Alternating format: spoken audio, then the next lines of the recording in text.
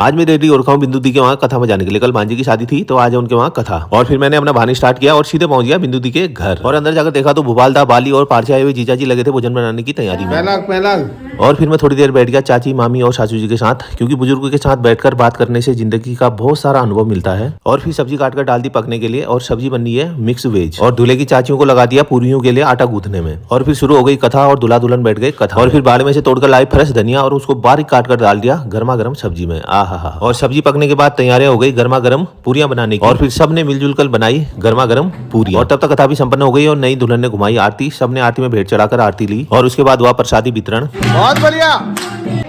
और फिर जितने भी मेहमान आए थे उन्होंने गाए एक से बढ़कर एक भजन, तो मैं भी उनके साथ मस्त हो गया भजनों में। और फिर दूल्हे राजा ने की सबकी बढ़िया से वीडियोग्राफी। और फिर सबसे पहले बच्चा पार्टी को बैठा दिया भोजन करने के लिए। और तभी गेट पर एक प्यारा सा मेहमान आ गया तो उसको भी मैंने पूरियां देकर भोजन करवा दिया। और फिर एक थाली में मैंने भी ले लिया भोजन और भोजन करके पहुंच गया सीधे घर। राधे राधे।